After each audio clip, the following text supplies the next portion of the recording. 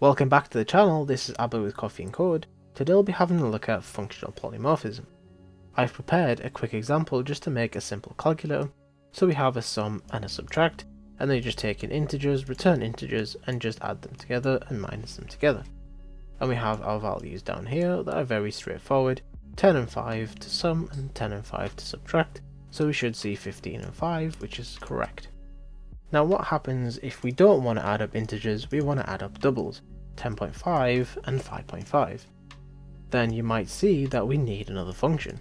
So we might make a public double, sum, double, and have a double A and a double B. And then we can just simply return A plus B, and then we can change this to sum double. And we can change the variable type to double, and now it will work. And if we run the line of code, then we get 16, which is indeed correct. Now the problem is, we don't want to have a cascading amount of functions just to perform somewhat of the same action. And we have doubles, we have floats, so we don't want to have another one just specifically for float, because as you can see, the chain is going to get very long if we keep including float like this.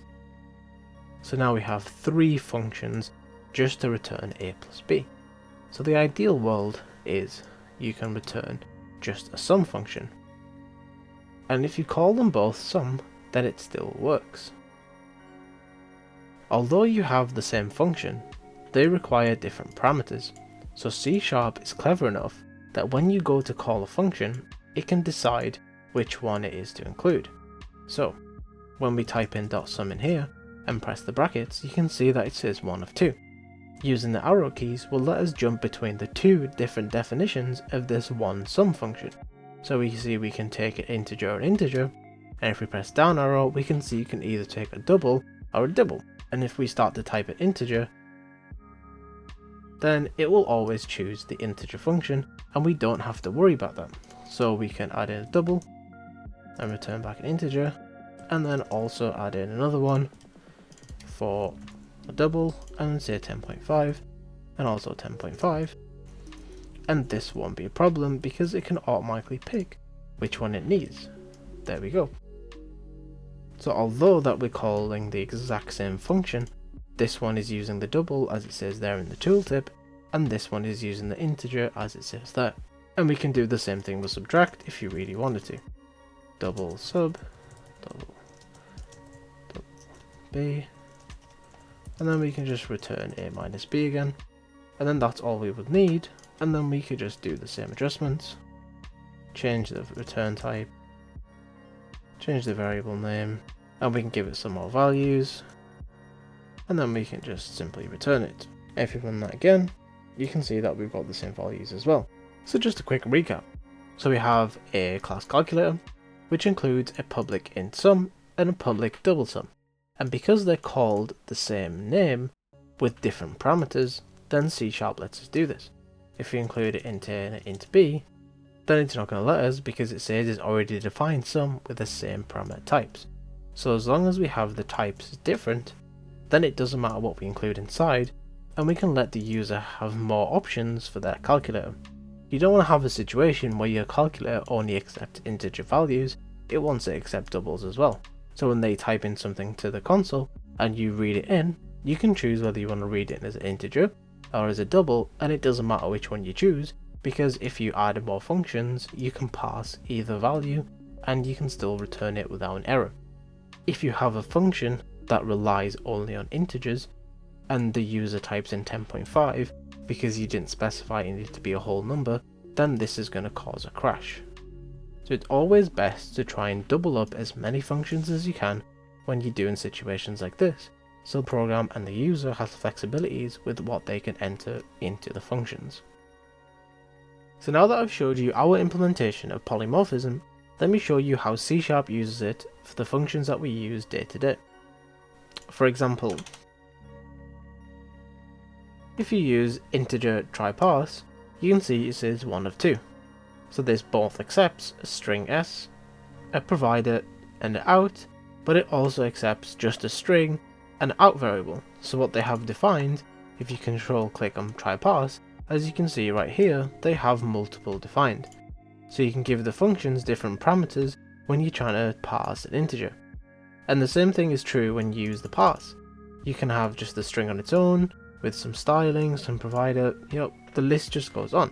But the point here is, it can do many things through polymorphism. Like you can have compare to, and it will try and convert it from an integer into an integer, but you can also just give it a generic object, which is really helpful. Polymorphism is very helpful when you're creating complicated classes, because then you can allow the user to enter whatever they want to a certain degree, but at least it's not just one instance like this one. You can have multiple different functions called the same thing but require different parameters, so you can have a little bit more flexibility to your class. For example, if you're creating a big software that's going to be used by different people inside a company, then it's always best to provide as much data as you can and also have some documentation like this so people understand what the different parameters are for. And this documentation will pop up when you scroll down, and it has the different parameters in here. And as you start to enter them, so it tells us here that s is a string containing a number, and then if we type the string in and press comma, then it'll give us the tooltip for the next parameter, and then a tooltip for the last parameter. And these are very helpful just to keep in mind. So all in all, it's very good to have multiple functions defined with the same name, but with different parameters, because in different cases you might want to use the function differently. Of course, we don't know how these functions are actually being implemented, since we can only see the function names. They will do similar things, but they will do things before it. So for example, in the parse, they will always try and convert string s, because that's the goal, to return an integer based on a string, but it will also format it and do some other things using the providers if you provide them. And you can also have access to something like number styles, just to give the return value a bit more meaning. But of course, if you don't want to do that, then you can always stick with a basic parse. But if you have multiple functions called the same thing, you can give the user flexibility in how they want to return this integer from your function.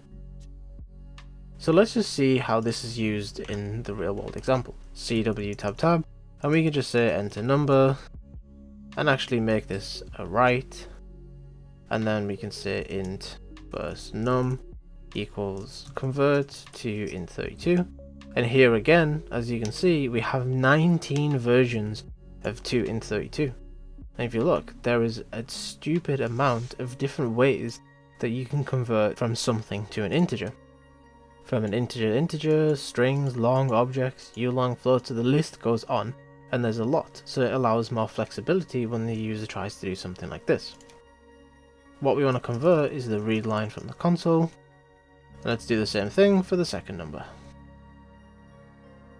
And then now that we've got our two integers placed, we could just do a console.writeline. First, let's just comment out the rest of this code just so our output looks clean. And we could do console.writeline, and we could use our calculator, and we could say calculator.sum, and then we could use first num and second num. And then let's run it and see what the output is. Enter number 10 and 15, and we got 25. Perfect. Now, if we just duplicate this exactly down, but just make these first denum, and make these into doubles, and denum, also make these into doubles, and we can say convert to double, and then change this to a double as well. So we just have both of these numbers being converted from a string to a double, and then let's update these variable names in here. And as you can see, now that we've changed these to doubles, you can see in the tooltip below that it says double calculator sum double A double B, which means that it's accepted the fact that our variables are now doubles.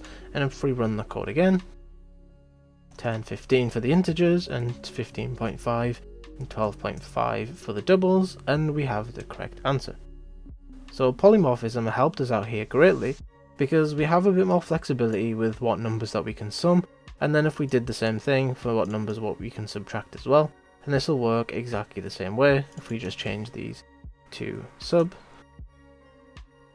and run it again, 15, 10, and 26.9, 22.1. There you go, 4.8.